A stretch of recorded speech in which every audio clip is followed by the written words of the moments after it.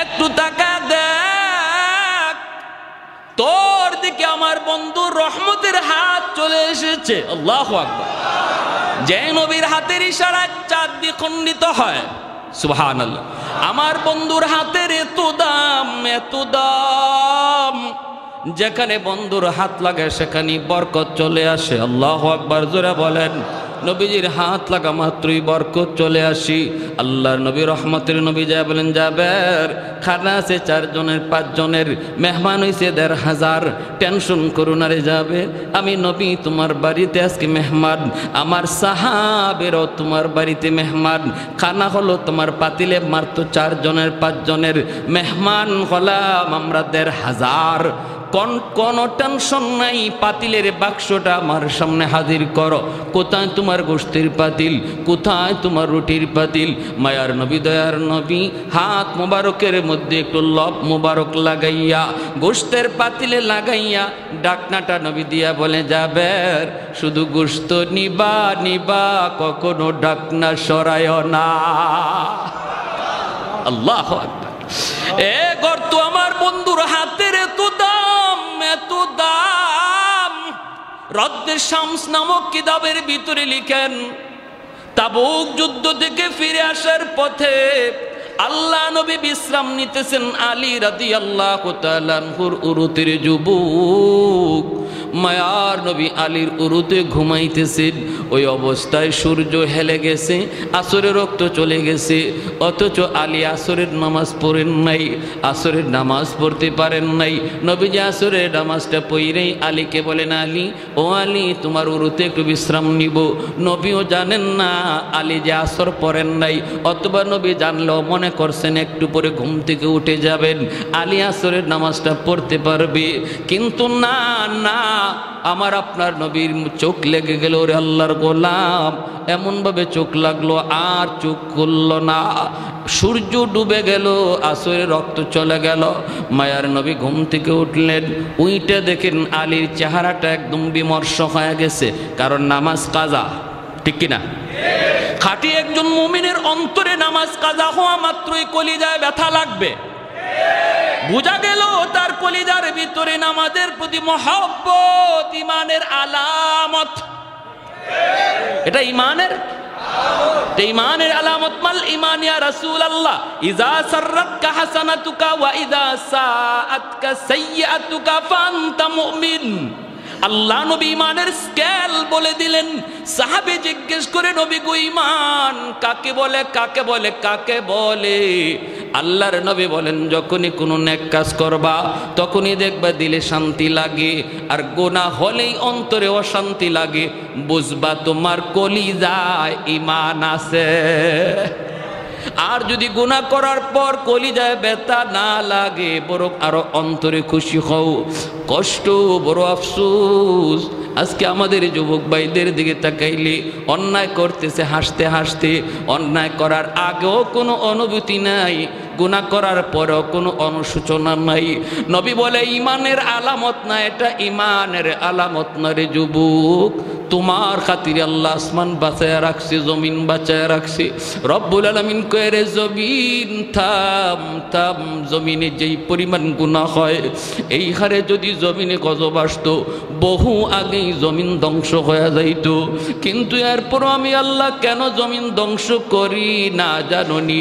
ওয়াশাবাবু খুশা, জমিনে এমন কিছু যুবক আছে যেই যুবকের কলিজায় আমি আল্লাহর ভালোবাসা, যেই যুবকের কলিজায় আমি আল্লাহর ভয়, যেই যুবক যৌবনে আমি আল্লাহকে ভয় করে চলে, অন্যায় কাজে যায় না, মদ গান্ধার দিকে যায় না, বাপ মার সাথে বেয়াদবি করে না, মুরব্বীদের সাথে খারাপ আচরণ করে না, গান বাজনার আয়োজন করে না, না না, ওই যুবককে মসজিদে পাওয়া যায়, উলামায়ে কেরামের সাথে চলতে দেখা যায়।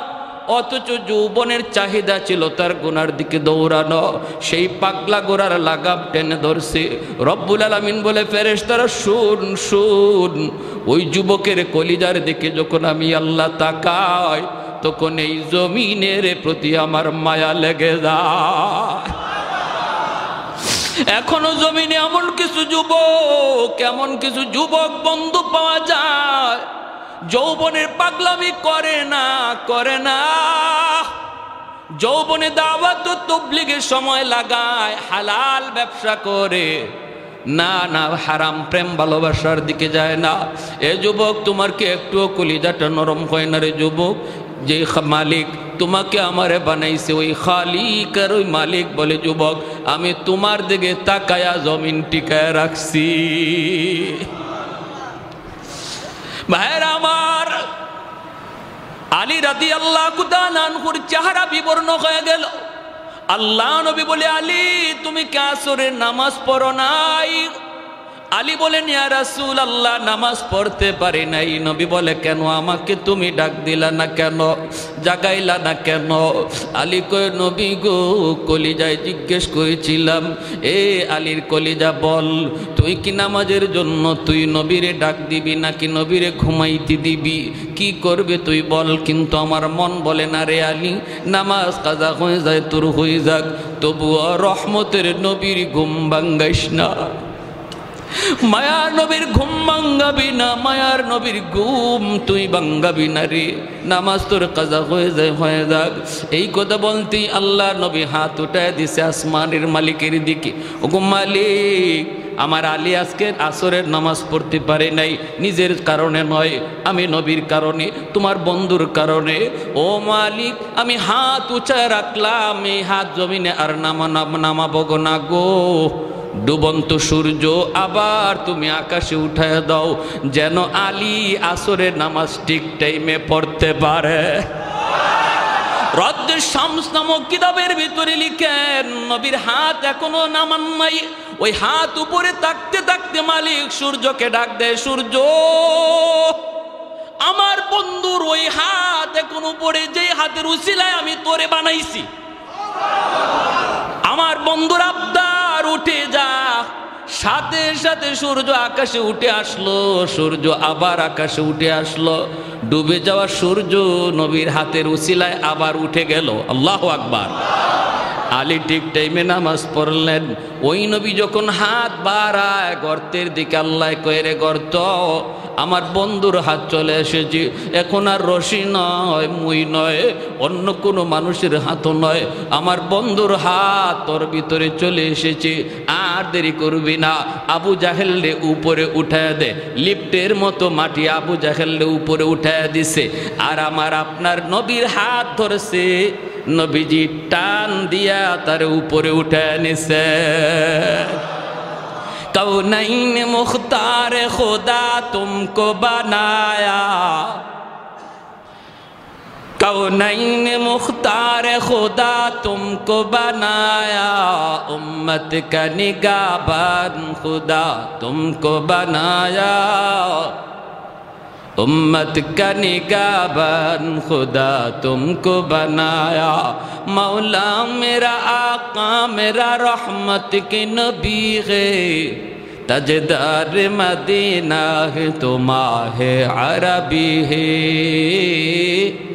तजदार मदीना है तो माहे अरबी है। अशजार ने देते हैं नबूवत के शहादत, तशकीक कमर में है तो अंगुल की इशारात, तशकीक कमर में है तो अंगुल की इशारा। अल्लाहु अकबर। जोरे बोले नबी कय, চাচা এবার কালেমাটা পড়ালান। গর্তের ভিতর থেকে ওয়াদা দিছিল উঠলেই কালেমা পড়ব, ঠিক না? নবী কয়, চাচা তুলসী তো, এবার কালেমাটা পড়েন। মায়ার নবী কত চেষ্টা করছেন প্রিয় মানুষগুলাকে, রক্তের মানুষগুলিকে হেদায়েতের পথে আনার জন্য, কত আপ্রাণ চেষ্টাই না মায়ার নবী করছেন। তারপর নবী বলেন, চাচা গো, ও চাচা আমি তো আপনার কথা মানছি, এবার একটু আমার কথাটা মানেন। আবু জাহলকে, বাতিজা রে, তুমি যে অত বড় জাদুকর আগে জানি না।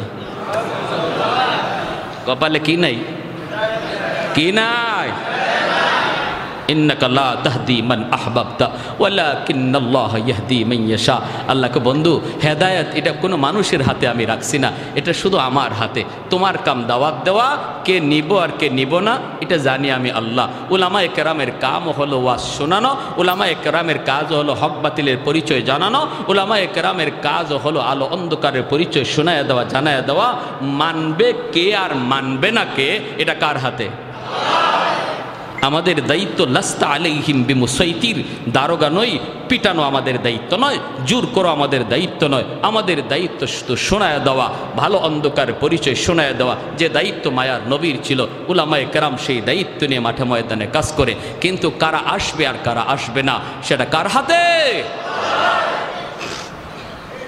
এজন্য এত সুন্দর আখলাকওয়ালা নবী, যে নবীর আদর্শ আমার জীবনের প্রতিটা সেক্টরে আমি প্রতিনিধি, জনপ্রতিনিধি, দায়িত্বশীল। মায়ার নবী মদিনার রাষ্ট্রনায়ক, নজির আসেনি না নাই? আদর্শের নজির আসেনি না নাই? ফাতেমা মায়ার নবীর কুরাইশ বংশের মহিলা চুরির দায়ে ধরা পড়ল, আল্লাহর নবীর বংশের মহিলা চুরির দায়ে ধরা পড়ল। এইবার চুরির অপরাধ কি হাত কেটে দেওয়া? কিন্তু এই মহিলার হাত কাটলে কুরাইশ বংশের ইজ্জত যায়, নবীর বংশের ইজ্জত যায়। সাহাবায়ে কেরাম মায়ার নবীর কানে এই কথাটা কে শোনাবে? নবী গো, এই মহিলাটার বংশ আপনার, অতএব হাত কাটতেন না, বিচারটা একটু হালকা করা যায় কিনা, এই কথাটা নবীর কানে কে শোনাবে? সবাই মনে করতেছে শোনানো দরকার, কিন্তু শোনাবে কে? কেউ এই দায়িত্ব নেয় না। আবু বকর সিদ্দিককে বলা হয়, সিদ্দিক আপনি যান, আপনি নবীর হিজরতের সাথী। সিদ্দিক আকবর বলে আমাকে সব করতে বলো, এটা পারবো না, কারণ এটা পারবো না। হযরত ওমরকে বলে ওমর যাও, ওমর বলে আমি সব পারবো, এটা পারবো না। ওসমান বলে আমি পারবো না, আলী বলে আমি পারবো না, কেউ বলে আমি পারবো না। শেষ পর্যন্ত সাহাবীরা সিদ্ধান্ত নেয়, একটা ছোট বাচ্চা নিপাও দেখো, যে বাচ্চাটারে মায়ার নবী মায়া করে, অনেক আদর করে, আর তারে আমরা মুখস্থ করাইয়া কথাটা পাঠাই। আর যদি নবী তার উপরে রাগ করে, আমরা তখন সালিশ হয়ে গিয়ে বলবো, ইয়া রাসূলুল্লাহ, ছোট মানুষ বুঝে না, মাফ করে দেন, শিখাইয়ে দিমু আমরা, বিচারও করবো আমরা। এবার আল্লাহ নবীর কাছে পাঠানো হলো ছোট্ট একটা বাচ্চাকে, যার নাম হলো উসামা ইবনে যায়েদ, নবীজির নাতি, পালক পুত্র যায়েদ ইবনে হারেসা রাদিয়াল্লাহু তাআলা আনহুর ছেলে, যার নাম ছিল উসামা। নবীজির নাতি হাসান হুসাইনের মতোই, হাসান হুসাইন নবীজির মেয়ের ঘরের নাতি, আর ছেলের ঘরের নাতি অর্থাৎ পালক পুত্র যায়েদ ইবনে হারেসা, ওনার ছেলে উসামা, এনাকেও নবীজি কাঁধে নিয়ে নিয়ে ঘুরতেন, আদর করতেন। নাতি, ওই নাতিরে সবাই ডাইকে আনছে, উসামা তুমি ছোট মানুষ হইলো, তোমার বুঝ ভালো আছে, একটা কথা যায় দাদারে বলো, কারণ দাদা নাতির একটা মায়ার সম্পর্ক থাকে, একটু তুমি যায় বলো। কি বলবো? যায় বলবা, দাদা, ও দাদা, দাদা। বলে কি রে নাতি, কস না?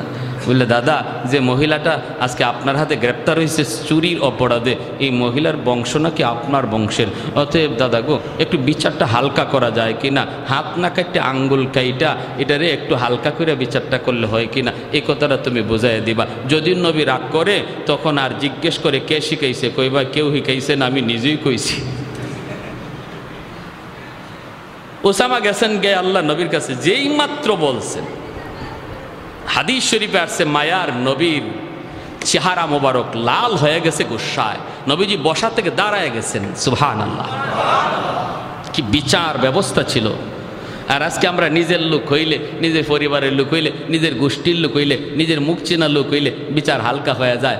আয় হায়, এ কি আমার নবীর আদর্শ ছিল? মায়ার নবীর চেহারা লাল হয়ে গেল, নবীর চেহারা লাল হয়ে গেল, বসা থেকে উঠে গেলেন। আর নবী বলতেছেন, ওসামা আমি ভালো করেই বুঝতেছি এটা তোমার কথা নয়, এটা আমার সাহাবীরা শিখিয়ে দিছে। মনে রাখো, শুধু কুরাইশ বংশের মেয়ে না, আমার কলিজার টুকরা মেয়ে ফাতেমাও যদি আজ চুরির অপরাধে গ্রেপ্তার হতো, আমি মুহাম্মদুর রাসূলুল্লাহ তার হাত কেটে দিতাম। আল্লাহু আকবার। আল্লাহ আমাকে ইনসাফ প্রতিষ্ঠা করার জন্য পাঠাইছে, বেইনসাফি করার জন্য নয়। গরিবের ক্ষেত্রে একরকম বিচার, আর ধনীর ক্ষেত্রে আরেক রকম বিচার। অচেনা মানুষের সাথে একরকম বিচার, আর মুখ চিনা মানুষের সাথে একরকম বিচার। এমন বিচার ব্যবস্থা পৃথিবীতে প্রতিষ্ঠা করার জন্য আল্লাহ আমাকে পাঠায় নাই, আমাকে পাঠাইছে একটা সার্বজনীন সুবিচার ব্যবস্থা প্রতিষ্ঠা করার জন্য। তাহলে আমি একজন জনপ্রতিনিধি হলে আমার নবীর আদর্শ আমার মাঝে খুঁজলে পাওয়া যাবে কি যাবে না? আসেনি না নাই?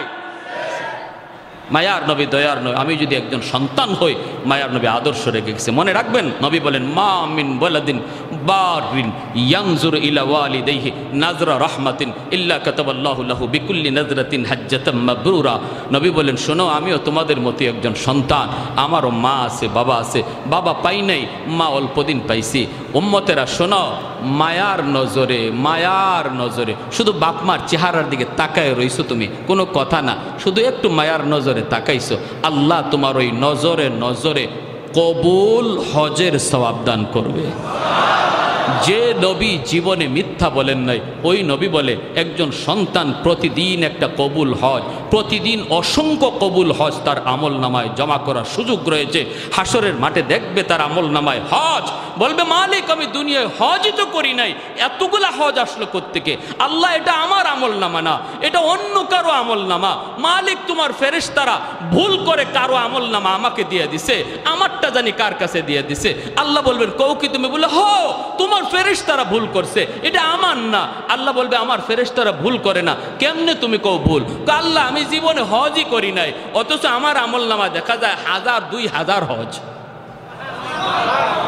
যে বাপমার দিকে বেশি বেশি তাকাইছে তার জীবনে লক্ষ হজ, আমল নামায় লক্ষ হজ। আল্লাহ, এটা আমার আমল নামা নয়, ফেরেশতারা ভুল করছে। রব্বুল আলামিন বলবে, বান্দা শোনো, আল্লাহ তখন, হাদিস শরীফে আসছে, আল্লাহ পাক তখন কুদরতি মুচকি হাসবেন। সুবহানাল্লাহ। তার কথা শুনে আল্লাহ কুদরতি মুচকি হাসবেন আর বলবেন, না, আমার ফেরেশতারা ভুল করে না বান্দা, যা দেখছো এটা তোমারই। এ আলী, কি হয়েছে খুলে কো? আল্লাহর কাছে এত প্রিয় হয়ে গেল তোমার ওই আমল, কি করছো রাস্তায়, ইডা কও। হযরত আলী বলে, ইয়া রাসূলুল্লাহ, আমি তো নির্ধারিত সময়ে বের হয়েছি গো মায়ার নবী। গলিতে আসা মাত্র একজন মুরব্বী মানুষ, এই মুরব্বী মানুষকে সম্মান দেখাইতে যাই আমার একটু দেরি হয়েছিল। নবী কয়, আলী রে, এইবার বুঝো মুরব্বীকে সম্মান করলে আল্লাহ কেমন খুশি হয়। আমি নবীর নামাজ আল্লাহ লম্বা করে দিছি। এ যুবক, এজন্য বলি বাবা সাবধান, বাপ মার সাথে বেয়াদবি করো না। বাবা মা তারাও আজকে মুরব্বী হয়ে গেছে, তারাও আজকে মুরব্বী, সমাজের মুরব্বী বাবা, যারা বাবার বন্ধু, যারা বাবার বয়সের, তাদের সাথে বেয়াদবি করবা না, বেয়াদবি করবা না, কারণ তাদের অন্তরের দোয়া তোমার সামনের জীবনের পথ আল্লাহ সুন্দর করে দিবে। এজন্য আল্লাহ পাক কয়, লাউলা মাশাইখু রুকা ওয়াশ-শাবাবু খুশা ওয়াল আতফালু রুদ্দা ওয়াল আনআমু রুত্তা লাজআলতুস সামাআ হাদিদা ওয়াল আরদা খাফসাফা ওয়াত তুরাবা রামাদা ওয়ামা আনজালতু মিনাস সামাই কাতরা ওয়ামা আনবাততু মিনাল আরদি নাবাতা বাল আনজালতু আলাইকুমুল আযাবা সাব্বা। আল্লাহ বলেন, যদি 4 শ্রেণী জমিনে না থাকতো, আমি আল্লাহ কত আগেই জমিনে লোহা বানায় দিতাম, আসমান রে লোহা বানায় দিতাম, জমিনকে আমি আল্লাহ তামা তামা বানায় দিতাম। ওয়ামা আনজালতু মিনাস সামাই কাতরা, এক ফোঁটা রহমতের বৃষ্টি আমি জমিনে দিতাম না। যদি এই 4 শ্রেণী জমিনে না থাকতো, জমিন থেকে একটা ফসল আমি উঠতে দিতাম না। বাল আনজালতু আলাইকুমুল আযাবা সাব্বা, পরপর পরপর জমিনে শুধু গজব আর গজব নামতো। দেখো না, গত সপ্তাহের আগের সপ্তাহে তুরস্ক সিরিয়ায় কত বড় ভূমিকম্প হয়ে গেল, জমিন 5 তলা 10 তলা বিল্ডিং গিলে ফেলল, 50,000-এর উপরে মানুষ জমিনের পেটে চলে গেল। আল্লাহ কই, এরকম ভাবে প্রতিদিন জমিন এরকম চায়, এরকম চায়, কিন্তু আল্লাহ কয়, এখনো এমন কিছু বৃদ্ধ বান্দা বান্দি, ওরা বৃদ্ধ বয়সে আমি আল্লাহর সাজদা দেয়। এখনো কিছু যুবক, যেই যুবক যৌবনে গুনাহ থেকে নিজেরে বাঁচায়, এদের দিকে তাকাইয়া আমি জমিন টিকায় রাখছি। এ যুবক, উলামায়ে কেরামের মেহনত আছে বিদায় এখনো যুবকের অন্তরে আল্লাহর ভয়, ঠিক কিনা? উলামায়ে কেরামের হরকত আছে বিদায় এখনো মুরব্বী বাবাজিরা মসজিদে যায়, আল্লাহকে কদমে সাজদা দেয়। এখনো মসজিদে যায় মানুষ আল্লাহর কদমে সাজদা দেয়, তাহলে বোঝা গেল এই জমিন আল্লাহ টিকায় রাখছে আল্লাহর নামের উসিলা, আর আল্লাহ নামের পরিবেশ আল্লাহ টিকায় রাখছে উলামায়ে কেরামের উসিলা। এজন্যই উলামায়ে কেরামের কদর দরকার, ঠিক কিনা জোরে বলেন? উলামায়ে কেরামের কদর বেশি বেশি দরকার। উলামায়ে কেরামকে মহব্বত করব, উলামায়ে কেরামের কথা মতো চলব। আল্লাহর নবী বলছেন আলাইকুম বিমুজালাসাতিল উলামা ওয়া ইস্তিমাই কালামিল হুকামা ফাইন্নাল্লাহ তাআলা ইউহয়ি কলবাল মাইয়িত বিনূরিল হিকমা কামা ইউহয়িল আরদাল মাইতাতা বিওয়াবিলিল মাতর। মায়ার নবী দয়ার নবী বলেন, ফিতনার জমানায় তোমরা যারা দৌলতে ইমান হেফাজত করতে চাও, নিজে নিজে চলবা না, চলতে গেলে বিপদে পড়বা। যদি তোমার ইমান হেফাজত করতে চাও, ইমানের রশিটারে আলেমদের সাথে বাঁধো। আল্লাহু আকবার। ইমানের রশিটাকে উলামায়ে কেরামের সাথে বাঁধো। নদীর ঘাটে নৌকা যদি তাকে ঝড় তুফানে নিয়ে যাবে, কিন্তু নৌকা যদি তুমি গাছের সাথে বাঁধা রাখো, ঝড় তুফানে নৌকা নিবে না। আমার আপনার ইমানের উপর মাঝে মাঝে ঝড় তুফান আসবে রে যুবক। এই ঝড় তুফান কেমনে আসবে তুমি টের পাবা না। উত্তরে আইছে না দক্ষিণে আইছে, পূবে আইছে না পশ্চিমে আইছে, তুমি টের পাইবা না, টের পাইবা না। যখনই আইব তখন যদি তোমার ইমানের রশি আলেমদের সাথে বান্ধা থাকে, শত ঝড় তুফানেও আল্লাহ তোমার ইমান হেফাজত রাখবে। কাদিয়ানীরা দেখেন না ইজতেমা শুরু করে দিছে উত্তরবঙ্গে পঞ্চগড়ে। কাদিয়ানীরা বিশাল বড় ইজতেমা করার প্ল্যান করেছে রে যুবক। এ হলো তোমার তোমার আমার ইমানের ডাকাত কাদিয়ানীর দল, ঠিক কিনা জুড়ে বলো?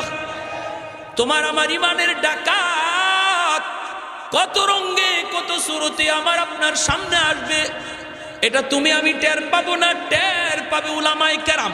কারণ উলামায়ে কেরামের কাছে কোরআন হাদিসের রাডার আছে, রাডার। উলামায়ে কেরামের রাডারে ধরা পড়ে যায়, উলামায়ে কেরামের রাডারে ধরা পড়ে যায়। যত বড় ফাকরি থাকুক, যত বড় জুব্বা থাকুক, যত লম্বা দাড়ি থাকুক, একই ইমানের বন্ধু না ডাকাত। এটা আলেম উলামার রাডারে ধরা পড়ে, বিশেষ করে উলামায়ে দেওবন্দের রাডারে ধরা পড়ে। আজও পর্যন্ত কোন ডাকাত যত সত্য বেশি আসুক না কেন, উলামায়ে দেওবন্দের চোখে কোনোদিন ফাঁকি দিতে পারে নাই, পারবেও না ইনশাআল্লাহ। বোরকা পরে আসছে উলামায়ে দেওবন্দ, তারা গাইনি ডাক্তার সেজেছেন, গাইনি ডাক্তার সেজেছেন। ডাকাত যেই সুরত ধরে আইছে, উলামায়ে দেওবন্দ সেই সুরতে ওরে ধরছেন, ঠিক কিনা? ঠিক কিনা?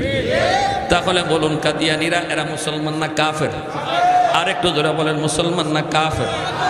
কাদিয়ানীদেরকে যারা কাফের কইব না, এরাও কাফির। এদের মতবাদ কি? এদের মতবাদ হলো আমার নবীর পরে নবী নাই, নবীর পরে নবী কাদিয়ানী। আর আমাদের আকিন হলো, আমাদের ইমান হলো আমার নবী শেষ নবী, নবীর পরে নবী। জোরে কর, নবীর পরে নবী। আমার নবীর খতমে নবুয়ত, এটা হলো নবীজির শান মান। খতমে নবুয়ত হলো আখেরি নবীর শান মান। এই খতমে নবুয়তের সিংহাসন লইয়া টান দিব কাদিয়ানী, আর আমি নবীর আশিক হইয়া সায়া সায়া দেখমু আর তাল বাজাইমু। কিয়ামতের ময়দানে নবীর সামনে গিয়া আবার কইমু, আল্লাহ নবী গো, আমি আপনার উম্মত, একটু সুপারিশ করেন। নবী আপনার লাগি সুপারিশ করব। হ্যাঁ, নবী যদি তখন কয় আমার সম্মান লইয়া টান দিল, আর তুই একটু মুখ ফুটে আওয়াজও করলি না, আবার আমার আশিক দাবি করস, ওই দিন আল্লাহ নবীর সামনে মুখ দেখাইবার কোনো উপায় আছে?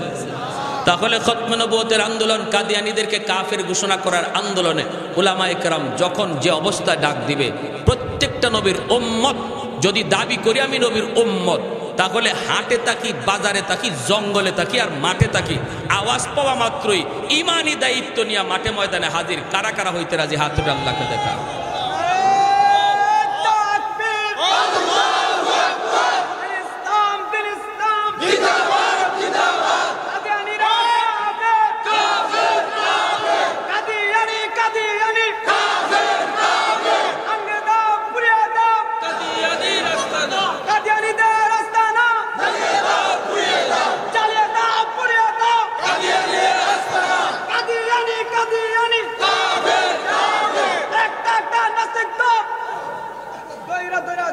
মাশাআল্লাহ। আমার ভাইরা সজাগ আছি তো? সবাই সজাগ আছি তো? হ্যাঁ, এটা খালি চৌকের সজাগ না, দিলের সজাগ বলতেছি। সব দায়িত্ব সব ঠিকাদারি যদি মেসাবকলে দিয়া দেন তাইলে হইব? আপনারা যদি সব দায়িত্ব আলেমুল আমারে দিয়া দেন, আল্লাহর কাছে নিজের জবাব দেওয়া যাইব? কিছু কিছু বিষয় আছে যেগুলা খালি হুজুরদের দায়িত্ব না, গোটা উম্মার দায়িত্ব, গোটা নবীর সমস্ত উম্মতের দায়িত্ব। এজন্য কাদিয়ানি বিরোধী আন্দোলন এটা সমস্ত উম্মতের উপরে এই দায়িত্ব ফরজ ফরজ ফরজ। কেউ বাঁচতে পারবেন না, কেউ বাঁচতে পারবেন না। আল্লামা আহমদ শফি রাহিমাহুল্লাহ আজকে দুনিয়ায় নাই, শেষ বয়সে এই ডাকটা দিয়া একটু গরম কইরা হায়াত পেয়ে বের পাইলেন না। পাকিস্তানের জমিনে কাদিয়ানীদেরকে কাফের ঘোষণা করা হয়েছে সংসদে, আর সেই কাদিয়ানীদেরকে সংসদে কাফের ঘোষণা করার জন্য লক্ষ লক্ষ নবীর আশিকের মিছিল বের হয়েছিল, আর সরকার গুলি করে 10,000 নবীর আশিককে শহীদ করেছে, যার বিনিময়ে পাকিস্তানের পার্লামেন্টে আইন করে কাদিয়ানীদেরকে কাফের ঘোষণা করা হয়েছে। আমি তো মনে করি বাংলাদেশে নবীর আশিক পাকিস্তানের চেয়ে কম না বরং বেশি আছে। আওয়াজ দিয়ে বলেন ঠিক কিনা? অতএব যদি উলামায়ে কেরামের ডাকে আবারও ডাক দেওয়া হয়, উলামায়ে কেরামের নেতৃত্বে যদি সংসদে আইন করে বাংলাদেশের সরকারের কাছে এই দাবি পেশ করতে জনগণকে ময়দানে ডাক দেওয়া হয়, প্রয়োজনে যদি আমাদের মুখে গুলি চলে, পাকিস্তানে 10,000 মরছে, আমরা 10 লাখ নবীর জন্য মরতে কারা কারা তৈয়ার? হাত উঠে আল্লাহকে দেখা।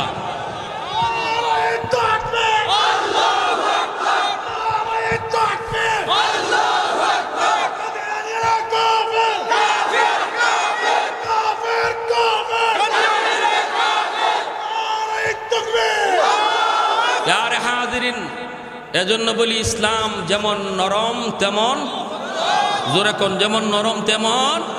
তুমি আমার একটা গালি দিলাও আমি নরম, কিন্তু আমার নবীর সম্মান লইয়া টান দিবা, চেয়ার লইয়া টান দিবা, আর আমি নরম। আর এই সময় আমি হাত জোর করবো আর কইমো থাকতো না, লইয়া গেছি গে জাগি। বাহ বাহ বাহ বাহ। আমার ভাইয়েরা বন্ধুরা, এজন্য বলতেছিলাম একটু মনোযোগ দিয়ে কথাগুলো শুনি। আল্লাহ বলেন, বান্দা আমারে খুশি কর, আমারে খুশি কর। তোর কাকে তোর উপরে খুশি এটা দেখা লাগবে না, তুই খালি দেখ আমি তোর উপরে খুশি কিনা। তোর উপরে কেডা খুশি এটা দেখিস না। আজকে আমরা এটা দেখকেই ভুল করছি। ভারত খুশি নি দেখো, পাকিস্তান খুশি নি দেখো, অমুক নেতা খুশি নি দেখো, অমুক দেশ খুশি নি দেখো। আল্লাহ কয়, হায় রে বুকার বুকা, তুই কি এটা তোর চিন্তা করার কথা ছিল? তোর চিন্তা করার কথা ছিল দেখো আমার আল্লাহ খুশি কিনা। আমি আল্লাহ যদি তোর উপরে খুশি থাকি, ওরা সব যদি তোর দুশ্মন হয়, বিন্দু পরিমাণ পশম নড়াইতে পারবে না। এই ইয়াকিন আসেনি না নাই? এই ইয়াকিন আমাদের দুর্বল হয়ে গেছে, এই ইয়াকিন আমাদের দুর্বলতা এসেছে, যার কারণে আল্লাহ নারাজ। আল্লাহ নারাজ। আল্লাহু ওয়ালিয়ুল্লাযীনা আমানু, আল্লাহ বলেন আমি আল্লাহ হলাম ইমানদারের বন্ধু। আল্লাহু আকবার, জোরে কর। এটা আল্লাহ নিজে ঘোষণা দিয়ে দিয়েছেন, বান্দা আমি আল্লাহ তোর বন্ধু, আমি আল্লাহ তোর বন্ধু। এইবার আমি আপনি আল্লাহকে বন্ধু বানাইতে হবে, আমি নিজেকে দাবি করতে হবে আমিও আল্লাহর বন্ধু। যদি এদূর হয় তাহলে বন্ধু বন্ধুকে সাহায্য করবে, এটা বন্ধুত্বের দাবি। বন্ধুকে যদি আর একজন মানুষ পিঠায় আর বন্ধু যদি ছায়া ছায়া দেখে, তাহলে এটা বন্ধুত্বের সাথে নিমক হারামি। আপনারে ফিটায় আর আপনার বন্ধু ছায়া ছায়া তাল লয়, এটা কি বন্ধু? হ্যাঁ, তাহলে আল্লাহ যে বললো আমি তোমাদের বন্ধু, এখন আমাগরে ফিটাইতেছে, আমরা রক্ত ধরতেছে, আল্লাহ দি লড়েও না সরেও না, তো কের বন্ধু? প্রশ্ন জাগেনি না জাগে না? কঠিন ভাবে আল্লাহকে নারাজ করে ফেলেছি। আল্লাহ কই আমি তোর বন্ধু, আর আমি কই না ভারত আমার বন্ধু। আল্লাহ কই আমি তোর বন্ধু, কিন্তু আমি কই না আমেরিকা আমার বন্ধু, রাশিয়া আমার বন্ধু, চীন আমার বন্ধু। এই জন্য আল্লাহ কঠিন ভাবে নারাজ, কঠিন ভাবে আল্লাহ নারাজ হয়ে গেছে। আল্লাহ পাক কঠিন ভাবে নারাজ হয়ে গেছে। নারাজ হওয়ার কারণে আল্লাহ আমাদের থেকে মুখ ফিরায় রাখছে। এজন্য আমাদের রক্ত ঝরতেছে জমিনে, ফিলিস্তিনের জমিনে প্রতিনিয়ত মুসলমান ভাই রক্ত ঝরে। গাজার মানুষগুলি রাতে ঘুমাইতে পারে না রে যুবক, তুমি আর আমি ঘুমাই, কিন্তু মা সারাটা রাত জায়গা জায়গা সন্তানের মাথার পাশে পাহারা দে, কখন জানি দুশ্মনের বুলেট এসে করে পড়ে। আমি আপনি যখন আর্জেন্টিনা ব্রাজিলের খেলা নিয়ে মত্ত, ওই রাতেও ফিলিস্তিনে একজন মুসলিম যুবক অসুস্থ বাবার ঔষধ আনতে হাসপাতালে না গেছে, ফার্মেসিতে বাবার জন্য ওষুধ আনতে গেল। ওই যুবক বাবার জন্য ওষুধ নিয়ে আনতে পারে নাই, বরং বাবার কাছে লাশ হয়ে ফিরছে ইহুদিদের গুল্লির দ্বারা। আমারে আর তোমারে আর্জেন্টিনার খেলা নিয়ে পাগল কইরো না, কারণ তোমারে আমারে ওই বাচ্চার খাতিরে আল্লাহ পালতেছে, আল্লাহ খাওয়াইতেছে। নতুবা আমার আর তোমার যেই পরিমাণ গুনাহ, যেই পরিমাণ অন্যায়, যেই পরিমাণ জুলুম, আমি তুমি ধ্বংস হয়ে যাইতাম, আমি আর তুমি ধ্বংস হয়ে যাইতাম। আল্লাহ বাঁচায় রাখছি। এ যুবক, ওই যুবকগুলি, যেই যুবক মসজিদে যেই যুবক যৌবনে দাঁড়িয়ে রাখে, তারে বন্ধু বানাও, তার সাথে সময় কাটাও। আল্লাহ তার উসিলায় জমিন টিকায় রাখছি। বন্ধু বানাইবা তো নামাজি বন্ধু দেখে বন্ধু খুঁজো না, না অন্যায় কাজে যেই যুবক দৌড়ে তার বন্ধু বানায় না, তার সাথে চইল না। যদি অন্যায়ের সংখ্যা বেড়ে যায়, যদি গান বাজনার আয়োজন করেন না, যুবকের সংখ্যা জমিনে বেড়ে যায়, তাহলে পৃথিবীর হায়াত আল্লাহ কমায় দিবে। পাঁচটার হলো বৃদ্ধ বাবাজিদেরকে মায়া কইরো, শ্রদ্ধা কইরো, ইজ্জত কইরো। সাবধান সাবধান, চুল দাড়ি পাকা হয়ে গেছে, ওই মুরব্বী বাবাজিদেরকে দেখলে পরে শ্রদ্ধা কইরো, সালাম দিও, ইজ্জত কইরো, চোখ লাল কইরো না, চোখ লাল কইরো না, চোখ লাল কইরো না। কারণ ওই মুরব্বী বাবা কষ্ট করে রুকু করে, এই খাতিরে আল্লাহ তোমাকে আমাকে বাঁচায় রাখছে। মুরব্বীদেরকে আল্লাহ নিজে মায়া করে, আল্লাহ নিজে মায়া করে, মুরব্বীদেরকে আল্লাহ নিজে মায়া করে। এজন্যই তো হাদিস শরীফ আল্লাহর নবী বলেন, একজন দাড়ি পাকা, চুল দাড়ি পাকা মানুষ যখন আল্লাহর কাছে হাত উঠায়, আল্লাহ পাক তখন তারে দেখে আল্লাহ লজ্জা পায়। এজন্য মুরব্বীদের হাতের দোয়া আল্লাহর কাছে কবুল হয়ে যায়। মুরব্বীদের কাছ থেকে তুমি দোয়া নিবা, মুরব্বীদের দোয়ার উসিলায় আল্লাহ তোমার সামনের জীবনের পথ সুন্দর করে দিবে, ভবিষ্যৎ আল্লাহ উজ্জ্বল করে দিবে। কোনো মুরব্বীর কলিজায় ব্যথা দিয়া তুমি তোমার জীবন সাজাইতে পারবা না, কারণ মুরব্বীর দিলের ব্যথা আল্লাহর কাছে পৌঁছে যায়। আর যদি দিল থেকে দোয়া দেয়, দোয়াটাও পৌঁছে যায়। আলী রাদিয়াল্লাহু তাআলা আনহু মসজিদে নববীতে নামাজের জন্য বের হইছেন। ইমাম হলেন আমার আপনার নবী, রহমতের নবী হযরত আলী। ঘর থেকে বের হয়েছেন মসজিদে যে আল্লাহর নবীর পিছনে নামাজ পড়বেন। বের হয়েছেন ঘর থেকে নির্ধারিত টাইমেই, কিন্তু মসজিদে নববী যাওয়া পর্যন্ত একটা চিকন গলি আছে, গলিপথ। এই গলিপথটা এত চিকন, একজন গেলে আর একজন আইতে পারে না, আরেকজনের গায়ে টাচ লাগে, একটু সরায় যাইতে হয়। হযরত আলী রাদিয়াল্লাহু তাআলা আনহু তিনি বের হয়েছেন, গলিতে ঢোকা মাত্রই দেখেন একজন মুরব্বী মানুষ লাঠিতে বর দিয়া কোমর তার বাঁকা হয়ে গেছে, লাঠিতে বর দিয়া সে এই গলিপথ পার হইতেছে। এখন হযরত আলী চিন্তায় পড়ে গেলেন, আমি যদি আল্লাহর নবীকে প্রথম রাকাতেই নবীকে ধরতে হয়, তাহলে আমাকে একটু দ্রুত যাওয়া লাগবে, আর তাড়াতাড়ি গেলে এই মুরব্বী চাচাকে একটু ধাক্কা দিতে হবে, অথবা বলতে হবে একটু সাইড দেন, এতটুকু বলতে হবে। আর যদি না বলি তাহলে আমার আল্লাহ খুশি হবে। আল্লাহু আকবার। কারণ মুরব্বীকে আল্লাহ মায়া করে, আল্লাহ মায়া করে, আল্লাহ সম্মান দেয়। আল্লাহ যারে সম্মান দেয়, আমি আলীও তারে সম্মান দিব। দরকার হয় এক রাকাত নামাজ ছুটে যাক। মুরব্বীকে আল্লাহ সম্মান দেয়, আমিও সম্মান দিব। প্রয়োজনে আমার এক রাকাত যদি নামাজ ছুটে যাক। এই বইলা হযরত আলী পিছনে পিছনে হাঁটতেছেন। বলেন না আমারে সাইড দেন, এই কথা হযরত আলী বলেন না। কিন্তু আল্লাহর কাছে হযরত আলীর এই আমলটা এত পছন্দ হয়েছে, নবী নামাজে দাঁড়ায় রুকুতে চলে গেছেন। যেই মাত্র নবী রুকুতে গেছেন এমনি আল্লাহ জিব্রাইলকে পাঠায়, কয় জিব্রাইল যাও আমার বন্ধুকে রুকুতে যায় বলো রুকু যেন লম্বা করি, কারণ আমার আলী এখনো নামাজে শরীক হয় না। জিব্রাইল আমিন আইসে কই মায়ার নবী গো, ওগো নবীজি মাথা তুলবেন না, ওগো নবী মাথা তুলবেন না, কারণ আপনার আলী এখনো রাস্তায়। আল্লাহ নবী নামাজের ভিতরে অবাক হয়ে গেলেন, আলীর জন্য আল্লাহ আমারে নামাজ লম্বা করতে কয়, রুকু লম্বা করতে কয়, যেন আলী রাকাত পাওয়া হয়। নামাজে নবীজি আর কিছু বললেন না, কথা বলা তো যায় না। নবীজি রুকু লম্বা করতেছেন, জিব্রাইল আমিন নবীর পাশে দাঁড়ায় রইছেন। যেই মাত্র আলী তিনি মায়ার নবীকে আইসা রুকুতে পাইছেন, তখন জিব্রাইল কই নবী গো মাথা উঠার, আপনার আলী আপনারে রুকুতে পায়া গেছে। সুবহানাল্লাহ। हैदार तेरा नाम से इस्लाम रहेगा, हैदार तेरा नाम से इस्लाम रहेगा।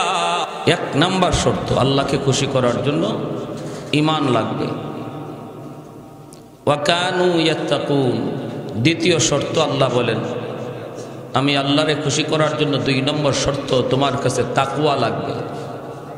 দৌলত তাকওয়া। তাকওয়া কাকে বলে? তাকওয়া বলে আল্লাহর ভয়, অন্তরে আল্লাহর ভয়।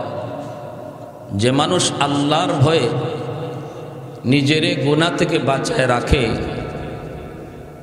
এই মানুষই মুত্তাকি। আর এটাকেই তাকওয়া বলে, এটাকেই তাকওয়া বলে।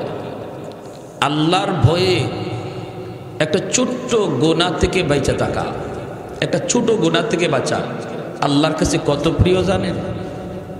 লাতারকু যাররাতিন মিম্মা নাহাল্লাহু আফজালা মিন ইবাদাতিস সাকালাইন আও কামা ক্বালা নবী আলাইহিস সালাম। নবীজি বলেন মানব দানবের যত নফল বন্দেগী আছে সমস্ত নফল বন্দেগীর চেয়েও একটা ছোট্ট গুনাহ থেকে নিজেরে বাঁচায় রাখা আল্লাহর ভয়ে, এতে আল্লাহ বেশি খুশি হয়, এতে আল্লাহ বেশি খুশি হয়। আমরা এটা জানি না। আমরা নামাজও পড়ি, মিসাও পড়ি, নামাজও পড়ি মাফে কমও দেই, ঠিক না? নামাজও পড়ি, নামাজও ঠিক আছে, গুনাহও ঠিক আছে। আর আমি মনে করতেছি মাশাআল্লাহ আমার মতো এমন আল্লাহর প্রিয় বান্দা কয়জন আছে, কিন্তু আল্লাহ বলে না, এর দ্বারা আমার প্রিয় হওয়া যায় না। আমার প্রিয় যে মানুষটা ফরজ নামাজ পড়লো, নফল বেশি পড়ে না, কিন্তু গুনাহ করে না, আল্লাহ তারে বেশি পছন্দ করে, আল্লাহ তারে বেশি পছন্দ করে। তসবিহও জপলাম, মিছা কথাও কইলাম, এটা আল্লাহর কাছে পছন্দ না। একজনে তসবিহ জপার টাইম পায় না, কিন্তু মিছা কয় না, তারে আল্লাহ বেশি ভালো পায়। কথা বুঝে আসছে? হ্যাঁ, মায়ার নবীর এই হাদিসটা বুঝছেন যে শুধু মানুষের নফল বন্দেগী না, জিন সহ যত নফল বন্দেগী আছে সব নফল বন্দেগীর চেয়েও আল্লাহর কাছে গুনাহ ছাইড়া দেওয়া বেশি প্রিয়। আল্লাহ এত বেশি খুশি হয়। আর এই গুনাহ ছাড়ার অভ্যাস যার মধ্যে যত বেশি হয় আল্লাহ তার প্রতি তত খুশি হয়, আর তার নাম ওলির খাতায় তাড়াতাড়ি উঠাইয়া দেয়। যার জিন্দিগিতে যত বেশি গুনাহ ছাড়ার অভ্যাস হবে আল্লাহর কাছে সে তত বড় ওলি হয়ে যাবে। ওলি হওয়ার মাপকাঠি গুনাহ ছাড়া, ওলি হওয়ার শর্ত হলো গুনাহ ছাড়া।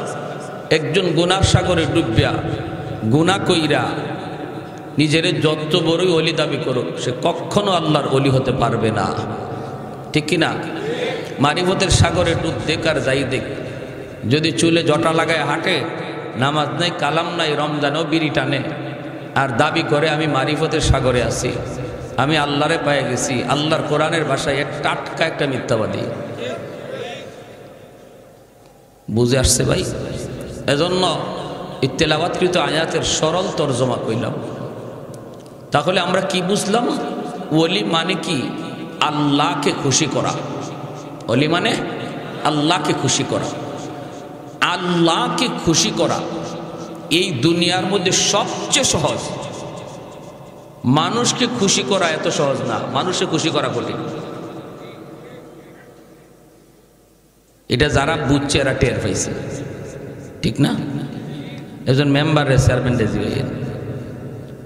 কিতাব বাপরি বাপ এই জগৎ যে কঠিন, সাথে সাথে ফলটি লইলায়।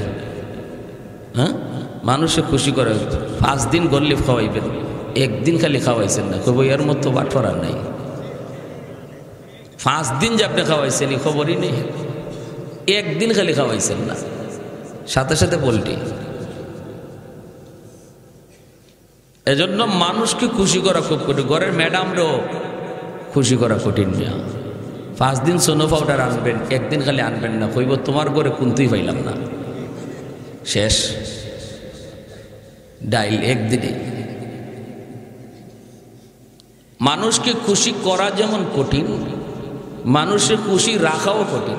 খুশি না করে নিলেন আপনি, খুশি না করে নিলেন, কিন্তু এই খুশি ধইরা রাখা অনেক কঠিন। আল্লাহকে খুশি করাও সহজ, আল্লাহকে খুশি রাখাও সহজ। পৃথিবীতে এত সহজ আর কোনো কাজ নাই। মেম্বারি করতেও সময় লাগে, চেয়ারম্যানি করতেও সময় লাগে, ব্যবসা করতেও সময় লাগে, ফসল গড়ে তুলতেও সময় লাগে। সময় লাগে না শুধু এক কাজে, সেটা হলো আল্লাহকে খুশি করা। এতদিন পর্যন্ত আল্লাহ নারাজ। যদি আমি চাই যে এই মুহূর্তে আমি আল্লাহরে খুশি করবো, এই মুহূর্তেই সম্ভব। এতদিন পর্যন্ত আল্লাহ নারাজ, আল্লাহর আমি নারাজ করে চলছি। কিন্তু যদি এখন নিয়ত করে লাই যে না, আমি আল্লাহরে আর নারাজ রাখবো না, এখন খুশি করবো, এখনই সম্ভব। কথা বুঝছেন? কেমনে? আত্তাইবু মিনাজ যামবি কামান লা যামবা লা। আল্লাহর নবী বলেন, কেউ যদি এই কথাটা দিলে দিলে কয় মালিক যা করেছি জীবনে ভুল করেছি আর করব না, এই কথাটা কোনো ইমাম সাহেবের হাত ধরে বলতে হবে না, এই কথাটা কোনো চেয়ারম্যানের কাছে যাইও বলা লাগবে না, এতটুকু কথা মুখ দিয়ে উচ্চারণ করা লাগবে না। দিলে দিলে দিলে দিলে যদি এই জায়গায় বসে তুমি এই কথা কৌরে যুবক, মুহূর্তের ভিতরে আল্লাহ তোমার উপর খুশি। কেউ শুনলো না, কেউ দেখলো না, কেউ বুঝলো না, কেউ দেখলো না, কেউ শুনলো না, কেউ বুঝলো না, তোমার দিলের খবর জানেন কে? দিলে দিলে পয়সা শুধু বললাম মালিক যা করেছি ভুল করেছি, এতদিন পর্যন্ত যা করেছি ভুল করেছি, আল্লাহ ব্যবসা করতে মিথ্যা বলেছি আর বলবো না। চোখের সামনে আমার পাশের দোকানদার কবরে চলে গেল, চোখের সামনে আমার বন্ধু কবরে চলে গেল, খেলার সাথী আজ কবরে শুয়ে আছে, লেখাপড়ার সাথী আজকে কবরে চলে গেল। জানি না মালিক কোন দিন আমার ডাক আসে। মালিক আমি তওবা করলাম, আর জীবনে কোনোদিন মিথ্যা বলবো না, আর জীবনে কোনোদিন মাপে কম দিব না, আর জীবনে কোনোদিন কোনো মানুষে ঠকাইবো না। এই কথাটা তুমি দিলে দিলে এখানে বসে বলতে দেরি, আল্লাহ তোমার নাম মুহূর্তের ভিতরে অলির খাতায় লিখতে দেরি হবে না। আহাদুল লাইসা কামিসলি সামাদুল লাইসা কাফাদলি লিমানিল মুলকু তুগু ই তো সাজাওয়ার খুদাই, তো খুদাওয়ান্দে আমি নি তো খুদাওয়ান্দে ইয়াসারি, তো খুদাওয়ান্দে জামি নি তো খুদাওয়ান্দে সামাই, তো রাহিমি তো করিমি তো সামিঈ তো বসিরি, তো মুইজ্জি তো মুদিল্লি তো মালিকিল আরশি বাজাই, বরি আজ খুরদন ও খুফতন বরি আজ তুহমতে মরদন, বরি আজ বিমু উবিদি বরি আজ রঞ্জ বালাই। এত দয়া এত মায়া, এত দয়া এত মায়া, এজন্যই তো আল্লাহ পাক জমিনে ধমক দেয়া কই, জমিন আমার বান্দার বিরুদ্ধে তোরা কেউ নালিশ দিবি না। আমার বান্দা যত গুনাহ করুক না কেন, কখন কোন টাইমে তার দিলটা নরম হয়ে যায়, কখন কোন আলেমের পাশে বসে দিলটারে নরম করে দেয়, আর দিলে দিলে আমি আল্লাহর কাছে কান্দে, আমি কিন্তু মুহূর্তের ভিতরে তার সব গুনাহ মাফ করে অলির খাতায় তুইলা দিব। অতএব তোমরা জমিন, আমি আল্লাহর কাছে বান্দা বান্দির বিরুদ্ধে নালিশ দিবি না। জমিন প্রতিদিন আল্লাহর কাছে এইভাবে নালিশ দেয়, আলা কুল্লা ইয়াউমিন ওয়াল আরদু ইস্তাজিলু রাব্বাহু ওয়াল বাহরা ইস্তাজিলু রাব্বাহু ওয়াল মালাইকাতু ইস্তাজিলু রাব্বাহু। হাদিসে কুদসি আল্লাহ পাক বলেন, জমিন প্রতিদিন কয়, মালিক আর কত আমি জমিনের উপরে গুনাহ দেখব, মালিক আমার উপর দিয়ে জালেম যখন পায়ে খাইটা খাইটা যায়, আমি জমিন তার পায়ের কদম আর কত সইব। ও মালিক আর কত আমি অন্যায় দেখব, আর কত গানের আওয়াজ সইব, আর কত তোমার নাফরমানি আমি জমিন দেখব। আসবিরু ইলা মাতা আসবিরু, আমারও তো একটা ধৈর্য আছে মালিক, আর কত ধৈর্য ধরব। আমি দেখতেছি নাফরমান আমার উপর দিয়া হাইটা খাইটা দাপট দেখায় দেখায় যায়, জালেম দেখতেছি আমার উপর দিয়া জুলুম করে করে যায়। আল্লাহ আমি জমিন আর কত দেখবো, আর কত সইব। আবতালিউ ইবনা আদম ফি কারি, আমারে অনুমতি দাও ওই জালেম রে আমি গিলে ফেলি। আল্লাহ অনুমতি দাও আমি ওই 5 তলা 10 তলা বিল্ডিং গিলে ফেলি। আল্লাহ পাক রব্বুল আলামিন ধমক দেয়, আল্লাহ কয় শুধু জমিন না, ওয়াল বাহরা ইস্তাজিলু রাব্বাহু, সাগর মহাসাগরগুলি প্রতিদিন আল্লাহর কাছে এইভাবে আবদার করি। কক্সবাজার সমুদ্র সৈকত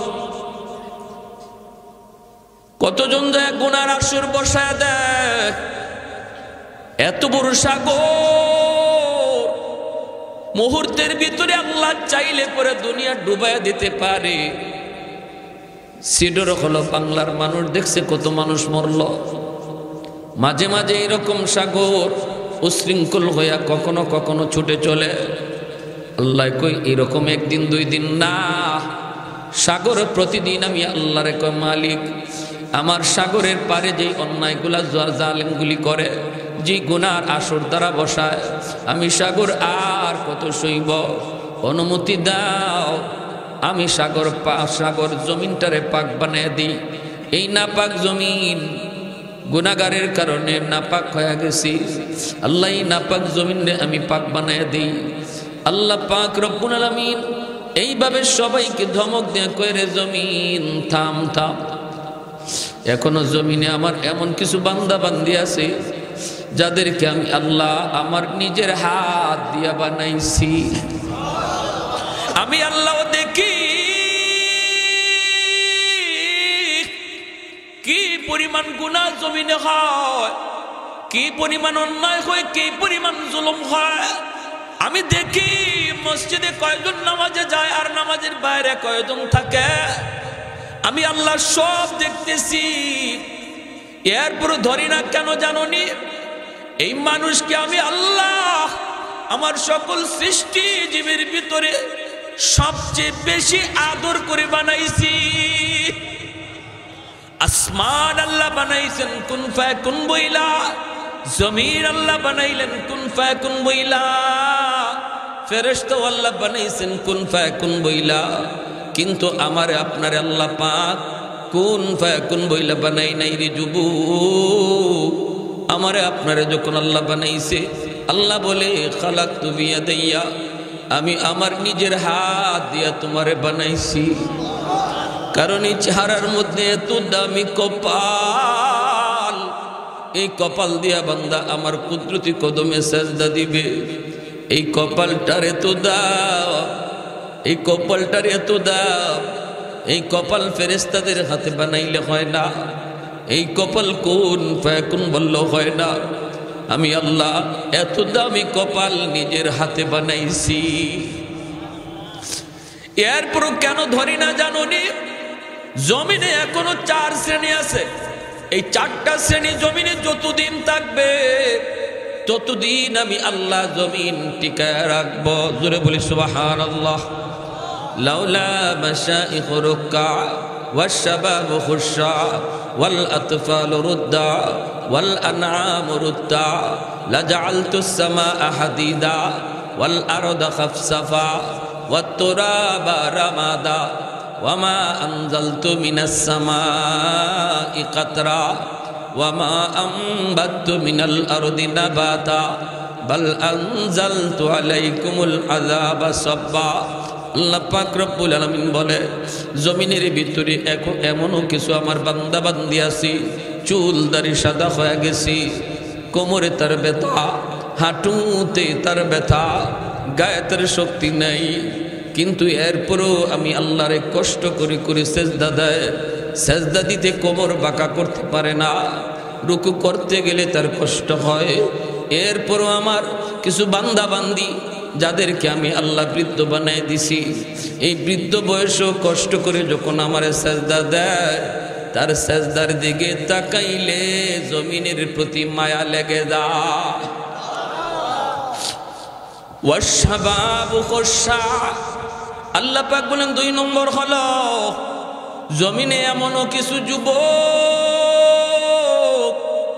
এমনও কিছু যুবক পাওয়া যায় যৌবনের পাগলামি করে না, যৌবনে সে গুনার কাজে যায় না, যৌবনে বাপ মার সাথে বেয়াদবি করে না, অথচ যৌবনের চাহিদা ছিল অন্যায় করা, জুলুম করা, যৌবনের চাহিদা ছিল মারধর করা, যৌবনের চাহিদা ছিল জিনা ব্যভিচার করা, যৌবনের চাহিদা ছিল গানের আয়োজন করা। কিন্তু না, জমিনে এমনও কিছু যুবক আছে সর্ব সেক্টরে সর্ব জায়গায়, আল্লাহ বলেন এরা যৌবনে মসজিদে তারে পাওয়া যায়, যৌবনে রমজানে রোজা রাখতে দেখা যায়, যৌবনে বাপ মার সেবা করতে পাওয়া যায়, যৌবনে মুরব্বীদের শ্রদ্ধা করতে তারে দেখা যায়, যৌবনে তার মাথায় টুপি পাওয়া যায়, যৌবনে তার মুখে আমার নবীর সুন্নত দেখা যায়। ওই যুবক যখন আমি আল্লাহর ভয়ে গুনাহ থেকে নিজেরে বাঁচাই, তার কলিজার দিকে তাকাইল জমিনের প্রতি আমার মায়া লেগে যায়।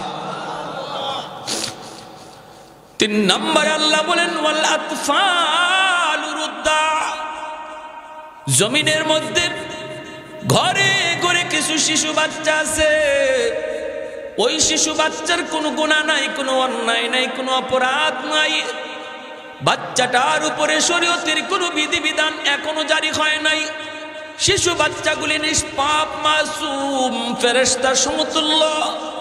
ওই বাচ্চাগুলি ওরা গুনাহ যদি করে তো করছে তার বাবা, করছে তার মা, মার গুনার কারণে বাবার গুনার কারণে জমিনে গজব আসতে চায়, এই গজবের ভিতরে এই শিশু বাচ্চাটাও পইরা যায়, অথচ ওর কোনো অন্যায় নাই, ওর কোনো অপরাধ নাই। আমার ওই নিষ্পাপ অবুঝ বাচ্চাটা বান্দাটা যখন টুট ভাঙ্গে ভাঙ্গে বিপদে পড়ে কান্দে, তখন এই জমিনের প্রতি আমি আল্লাহর মায়া লেগে যায়। 4 নম্বরে আল্লাহ বলেন ওয়াল আনআম রুদ্দা, জমিনের মধ্যে কিছু পশু পাখি আছে, জীব জানোয়ার হাইওয়ানাত আছে, এদের উপরে শরীয়তের কোনো বিধিবিধান নাই, গরু ছাগল হাঁস মুরগির উপরে নামাজ নাই, রোজা নাই, এদের কোনো অন্যায় নাই, অপরাধ নাই।